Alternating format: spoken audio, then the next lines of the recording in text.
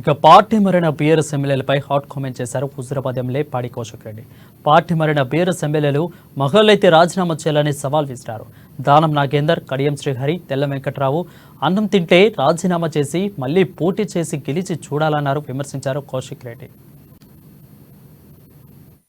ఖచ్చితంగా వీళ్ళు అనుకుంటారు కావచ్చు.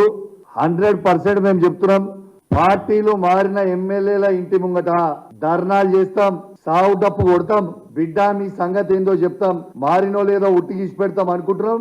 ఎవరిని కూడా ఇచ్చిపెట్టే ప్రసక్తే లేదు.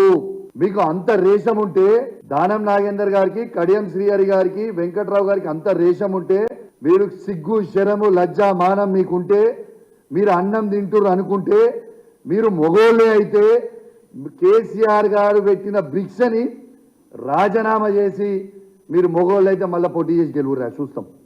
అసలు మీరు ఏమనుకుంటారా? ఉట్టిగానే ఇచ్చి పెడతాం, సపరేట్గా ఉంటాం అనుకుంటారా? రాసి పెట్టుకోరి.